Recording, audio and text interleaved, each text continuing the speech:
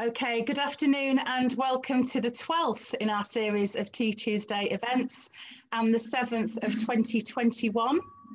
My name's Hilary Woodhead, I'm NAPA's Executive Director, and I am delighted to host these live events which enable me to drink tea, lots of tea on a Tuesday, and chat with industry experts. And those industry experts just happen to also be exceptional people, so I'm very lucky indeed.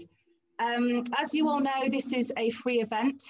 If you would like to make a small donation, perhaps the price of a cup of tea or coffee, you can do so by text or on our donate page.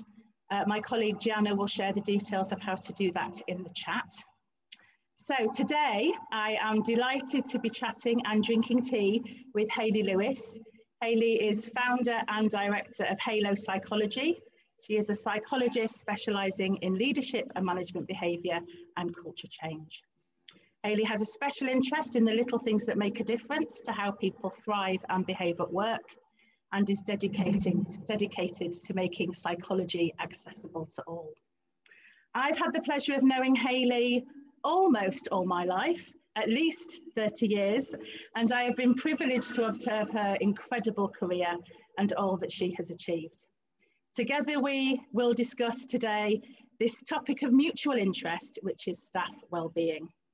So we're going to spend half an hour or so chatting, and we hope there will be lots of questions. Please put your questions in the chat and lots of comments from our live audience. And I can see people are saying hello already, which is lovely. So we will make a start. Hayley, hello, thank you for joining us. Hello, I know people in the audience must be looking at us both going, you can't have known each other 30 years, you only look 25. I do hope they're thinking and saying that, Hayley. That would be lovely, wouldn't it? That would make my afternoon, that's for sure. Tell us a little bit about yourself and why this topic is of particular interest to you. So I've been a qualified psychologist for more than 20 years now, but during that time, I've kind of worked in a number of sectors and a variety of roles, and I spent 11 years in the public sector in local government, and ended up in a variety of different roles. I think as you do in your career, a lot of opportunities come up. And long story short, I ended up in a role, really senior role, really high profile role, through a restructure. Didn't quite fit, and I tried to make the best of it and basically wore myself out and ended up with acute stress, which subsequently led to physical and mental burnout. I was vomiting before work, apologies, but I was being physically sick before work every day. I had insomnia. I skirted, I never fully fell into depression, but I skirted it. And it was really on the back of that I had this epiphany one night, particularly when I was in a particularly dark place about it all and the decisions that I'd made in my career. And I just had there was like this little, it came out of nowhere, this little voice saying, you're a psychologist, you should know how to overcome. It's like this little whisper, and so it was on the back of that really that I started to immerse myself and research how to overcome acute stress, how to manage stress, how to get back from burnout. And really I've been doing that for the last 10 years, and 5 of those years I've been running my own business. And what happens now I think, as I've said to you before, Hilary, a number of the people that I work with on a one-to-one basis or in kind of groups, management teams or leadership teams, what will start to come out through discussions are issues around stress. That might not be the initial thing they turn up with, but when we start to have a conversation, what starts to come out are issues around stress, potential burnout, well-being. And obviously that's been heightened over the last year. I would say the bulk of my work has ended up being around helping people put in place tools and tactics to help them cope with everything that's going on at the moment. And how do you do that? So you're working with people one-to-one and in groups. Tell us a little bit more about how that works. Yeah, so on a one-to-one basis, I do executive coaching. So I work with primarily with people in senior leadership positions. They could be at board level, they could be head of service, all the way through to kind of middle manager, across all sectors. Although the bulk of the sector that I tend to work with is public sector, so blue light services, local government, and NHS, because that's what I'm passionate about as part of my values. And so in most instances there'll be a program of kind of one-to-one discussions. There's an overarching goal the person wants to work towards, and we'll kind of work through and work towards that through each individual session. There might be unique issues that come up in the moment, and again we can kind of work through that, but my job as a coach is to kind of keep an eye on what's the overarching objective for this person, to make sure that their time is well spent, and as importantly, it's public money, and that money is spent well. In terms of group and team level, so the bulk of my work is running management or leadership development kind of workshops. I feel like I've been doing a lot of workshops around resilience, so maintaining or increasing your own resilience as an individual, or how can you help your team be resilient. So there's team resilience, but also how can you help the individuals within that team. Those are the two ways it works. No wonder you've been busy over the last 12 months. Thinking about the last 12 months really, and the extreme pressure that a lot of services and providers have been under. I mean, we focus at NAPA, we're all about prioritising wellbeing, supporting our members, the care sector, to prioritise the wellbeing of the people they support. But how can we make sure that we're getting it right for ourselves, so that we're able to then prioritise the wellbeing of people with care and support needs, people who live in care homes? Yeah, okay. And I've just seen something pop up in the chat, how to switch off outside work. So first and foremost, it's about you. I would hope that your viewers and your members, people know themselves pretty well. And I think it's about, so I'm a big fan of the school of compassion, self-compassion, because I think self-compassion is an important element of looking after ourselves and subsequently becoming resilient, and not feeling guilty about looking after yourself. And a key element of self-compassion, the first step of whether we're being compassionate to ourselves or compassionate to others, is we have to notice, we have to pay attention. And so it really starts with you knowing what you're like when you're at your best, but also what you're like when you're at your worst. And so I'll give you an example. So I shared this I was working with a group of communications professionals last week. We were having this conversation. A big symptom for me that I'm feeling stressed is if I am gorging myself on crisps. So the saltier the better, the crunch. Like if I can't get enough of those, that is like a red flag. Okay, there's something more fundamental going on here. What's going on that you're feeling so stressed that you can't get enough salt or crunchiness? So that act of noticing makes me kind of stop and go, okay, what's leading to this? And more often than not, when I kind of take that pause and think about what's going on, I can pretty quickly identify the underlying trigger. More often than not, it's when I've got a lot on, too much on, and I haven't put in place boundaries. I haven't said no enough.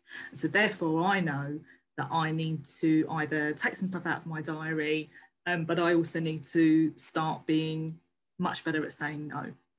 Does that make sense? So it's that noticing first of all. Yeah, and I think when we're busy, when we're busy, we don't take the time just to sit and notice and take a step back, do we? We're so immersed in the doing that we don't always factor that time in. How do you factor that time in? Yeah, so with my clients, your diary. yeah. So there's quite a bit of research now about the power of journaling. Now, I don't know about any of you watching this, you might be rolling your eyes. I am the amount of diaries I was gifted over the years, and I'd start them on January the 1st with the best of intentions, and then the other 364 days were empty. And so there's something about journaling away and a quantity of time that works for you. So for example, a couple of my clients, they do once a week. And I've given them some questions to get them started around what kind of impact did I have this week? What went well? What went less well? Was I my best self? Were there any incidents that I found particularly stressful? You know, so just to get people started, but it's about kind of just jotting down on a regular basis how you're feeling, and over time you can start to notice themes and trends. There's one client I've been working with. For her, it's much more, she's doing it daily, but she's not writing reams and reams, so it's not like additional work. She writes for as much or as little as she wants, and subsequently together we've been able to kind of spot some really interesting themes and patterns that consistently come up.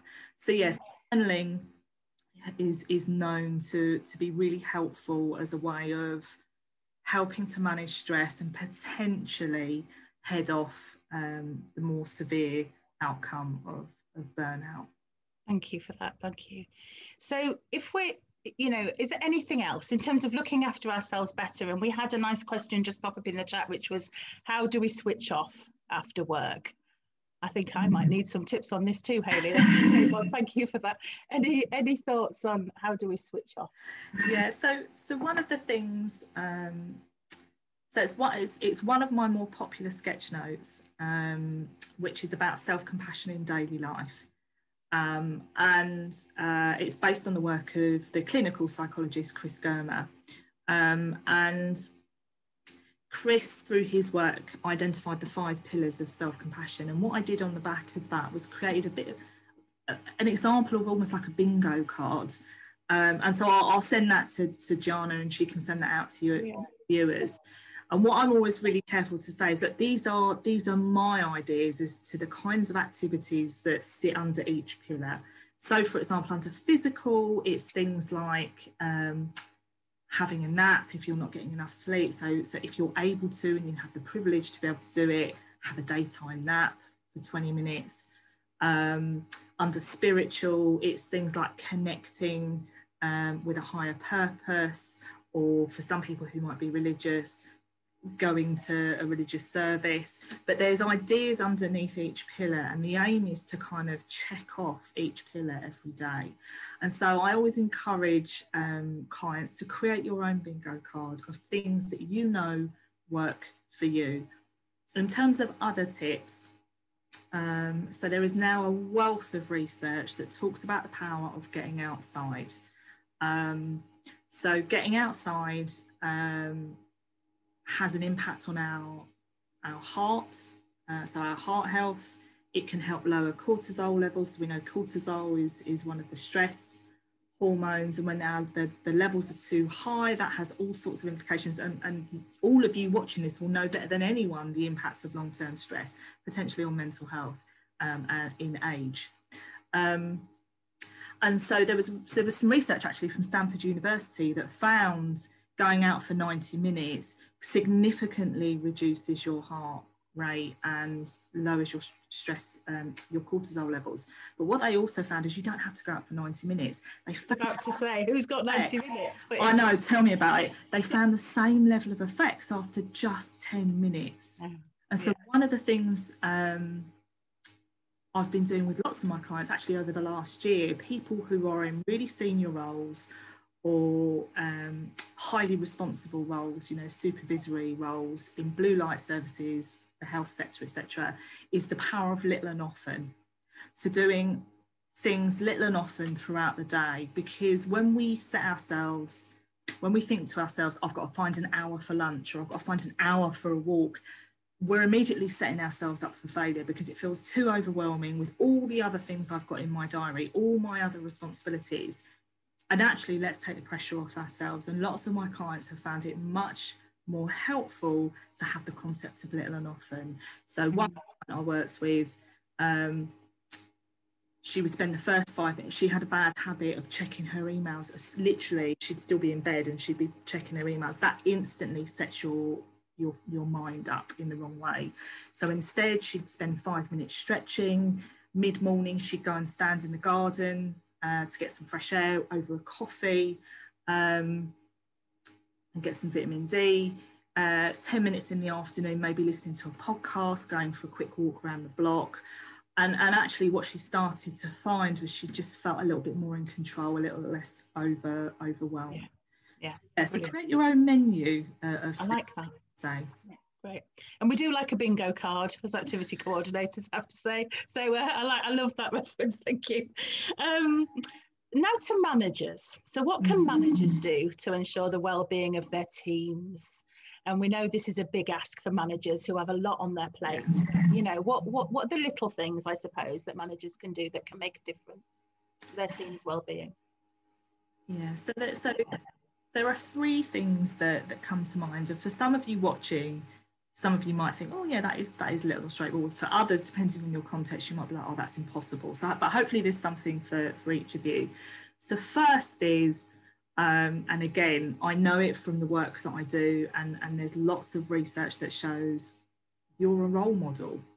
What you do matters. And so role modelling things like not working ridiculous hours. Obviously, there's things like emergencies, but really that should be an exception and not the norm. So role modelling good work and good working and good working practices. Role modelling not working when you're sick.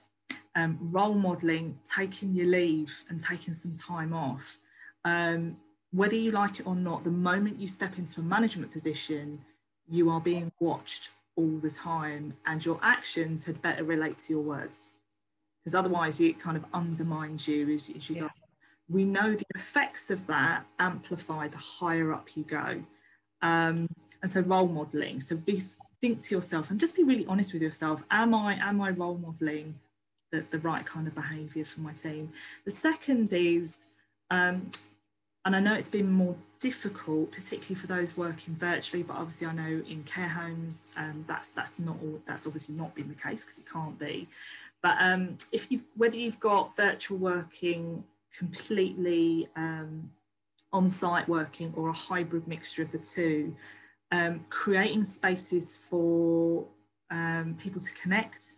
So staff, your team members to connect, because again, we know there's lots of research that shows the stronger the social support is between team members, and the more people know each other in a team, the less likely they are to experience burnout. It acts as a buffer to kind of long-term stress and burnout. So yes, the first is role modelling, second is social support, and third is just be keeping an eye on team members. This is, I say this to all the managers I work with, your job is to get to know each individual person and not take a one-size-fits-all approach to them. So if there's certain team members in your team that you maybe don't know as well as others, get to know them. Because again, it goes back to my original point. It helps you notice when things feel a bit off. That person who's normally outgoing, but who suddenly becomes withdrawn, or kind of has moments of anger, which is quite unexpected. What's going on there? Is there something going on outside of work? And your job is to notice that and then ask and offer support. So those are the 3 things I'd suggest. Brilliant. 3 things. Fabulous. Thank you. And this is about looking after each other. So this is about, you've mentioned about the importance of connecting, particularly if we've been working differently, whatever that might look like in your setting over the last 12, 18 months or so. But how do we look after each other to ensure that, you know, we remain committed and dedicated, but we don't burn out? How do we as teams, regardless of the hierarchy, as teams support each other to remain committed and dedicated but not burn out? So that I want to caveat this first. So everything I'm suggesting today so far has very much put the responsibility at the door of the individual. This does not let organisations off the hook who have a poor working culture, which values people overworking, people working through their sick, you know, so on and so forth. This doesn't let shoddy organisational cultures off the hook. Okay, so I need to caveat that first. Okay. But obviously we have individuals here, so I am working at the individual level. In terms of what teams can do, I suppose it comes off the back of the last point I made, which is forging those strong social ties. There's, as I say, there's more and more studies that show the power of strong social ties as a way to mitigate the impact of stress, long-term stress, of acute stress, and then subsequently burnout, which is further on down the line. There's also something about notice each other and thank each other. So there was a really interesting study, hugely relevant for your viewers. So there was a study from Portland State University in 2019, and they followed a group of nurses who worked in care home settings. And what they found is those nurses who were thanked regularly, not just the David Brent, oh, thank you, but thank you for specific things on a regular basis, what they found was really interesting. So that group of nurses who were thanked regularly for specific things had better sleep and had higher levels of job satisfaction. Wow. So there's something about forged strong social connections, but when you see a colleague do something good for somebody else, or they do something really caring for a resident, or thank them, all of us as humans want to be noticed. And so and recognised for the hard work, I think. Absolutely. And that's not just down to the manager, that's team members to pay attention to that stuff. Definitely. So say thank you to each other, whether, whatever position we're in. Yeah, I really like that. We do have a few questions. The first one, this is, hi Hayley, my name is Ken. I'm an activity coordinator in York. I work full-time. I have a young family and I'm studying for my level 3 activity providers qualification. Well done, Ken. Sometimes though, I find it difficult to sleep, even though I feel exhausted. Do you have any tips? Yeah. So I suppose it goes back to one of the points I made earlier, which is try and notice and keep it. So there was a really good book out a couple of years ago called Why We Sleep. I think it's by Matthew Walker. It's not geeky at all. It's a really good book to read if you're somebody who struggles with sleep, or you're just interested, or you can listen to it on audio. But one of the things that Matthew talks about is keeping a sleep journal, and people, so you have experts who specialise in sleep, and one of the first things they say is keep a sleep diary, because Ken, you need to understand, are there specific things happening on those times when you're not sleeping as well and you feel particularly exhausted? Because without understanding the kind of the root causes, we could end up treating the wrong thing, if that makes sense. Yeah. That aside, there are a few sleep hygiene habits that it's good for any of us to do. So we know these things. So at least an hour before you go to sleep, stop using your screen. The way that I do this for myself is I delete all my social media apps an hour before I go to bed. So then I've got nothing to look at. And that's become a habit now, because we know the blue light emissions really impact your retinas and give you the illusion that it's still daytime. And so why would you go to sleep? So do yourself a favour, less screen time. things like, lots of you will know this because you'll do this with your residents. So things like a warm bath, milky drinks. What I say with a lot of my clients is experiment, try stuff out, see what works. I've got one client, she's a senior manager who's been struggling with sleep, and she's been experimenting with lots of things. And the thing that she's found has really helped is listening to a really calm audio book. Before, she was checking her emails, looking at kind of YouTube videos and all sorts. And so she's taken to listening to really soothing books. Her favourite at the moment is one read by Idris Elba.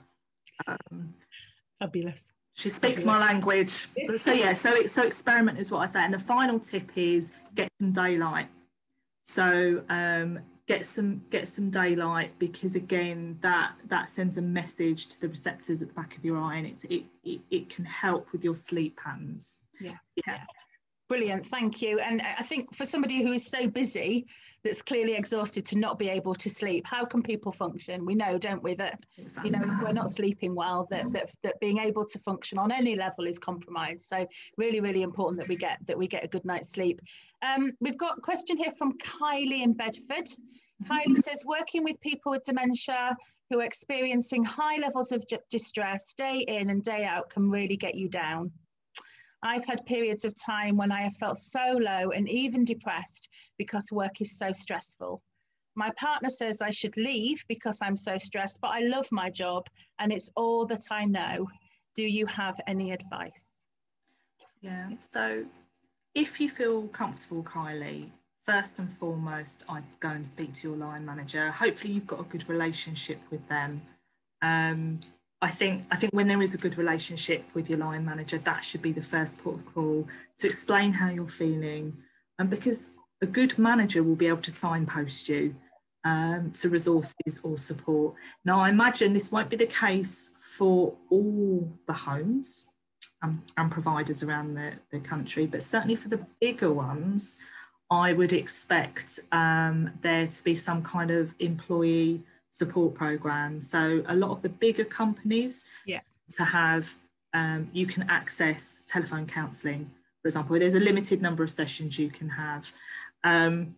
The other thing is, I mean, I'm a big power, I would be, wouldn't I, in the work that I do, but I'm a big believer in talking therapy, and kind of, because when we externalise stuff, we can start to make sense of it. And particularly when you talk to somebody who isn't going to judge you as well, that's hugely powerful. I know if you work in a smaller organisation that doesn't have the luxury of access to lots of resources, there's organisations like Mind who do offer, again, it's a limited number, but even if it's like a free one-off session, there's a real power in just putting it out there about how you're feeling and talking it through.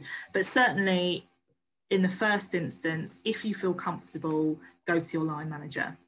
Absolutely, I couldn't agree with you more. And just to back up that really, just a reminder about the Napa helpline, we are not a crisis line, but we are part of the helplines partnership, which means that we can always find an appropriate phone number, a referral point to share with you. So if all else fails, do give the Napa helpline a ring.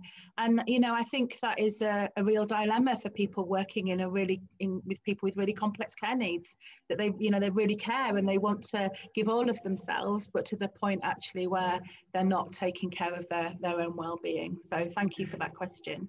And the next one is from Sarah.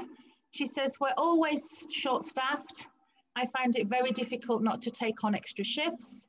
Last year during COVID, I did so many extra shifts that I ended up taking time off sick. Any advice on how you can demonstrate your loyalty without taking on too much?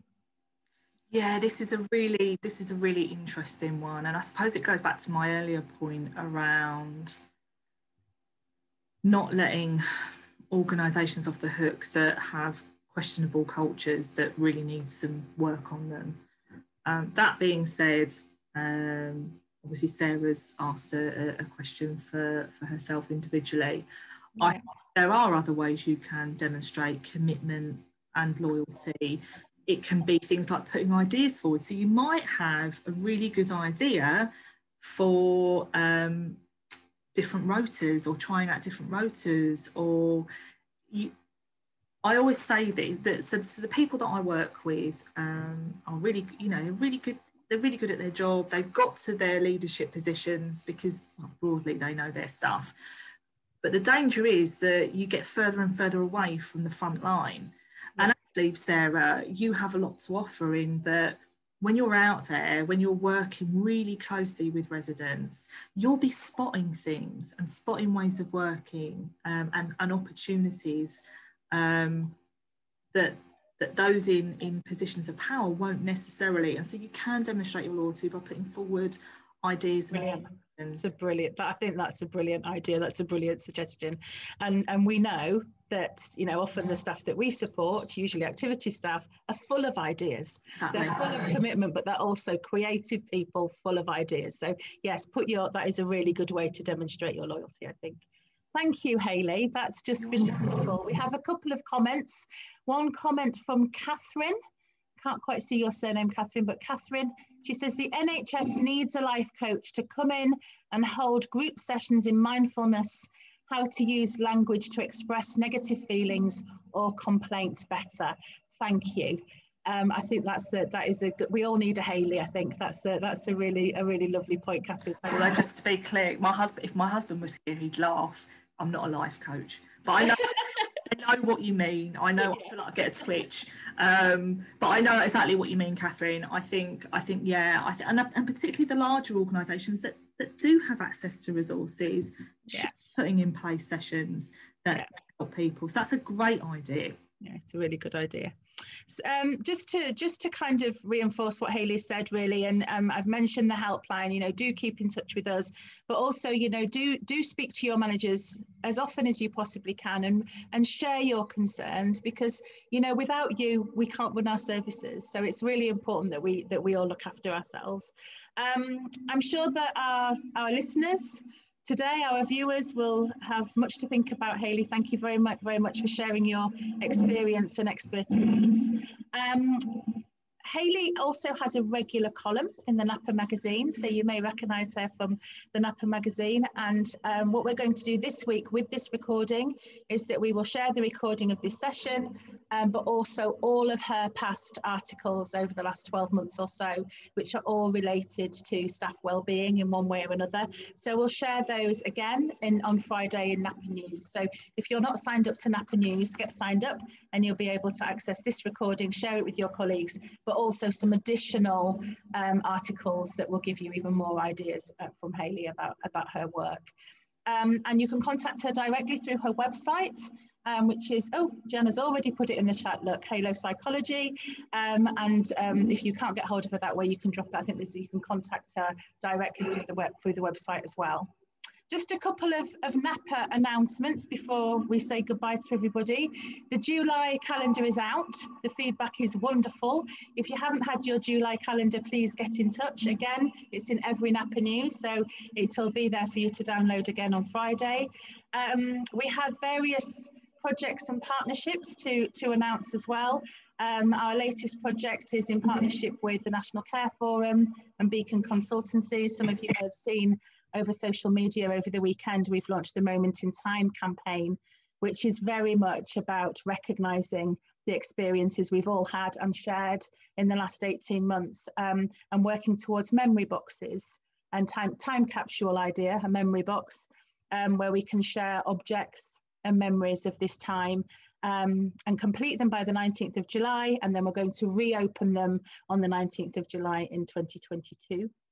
Just a few days until the variety show, so if you haven't got your tickets, please head over to Eventbrite to book those. That's on Saturday afternoon. And our next Tea Tuesday, which is on the 3rd of August, is our National Day of Conversation and Connection. So I won't be chatting, but I will be dancing. We have a national tea dance, and that is available to every care home in the country to access free of charge. So do, again, pop over to our Eventbrite page and make sure you're all signed up for the National Tea Dance on the 3rd of August.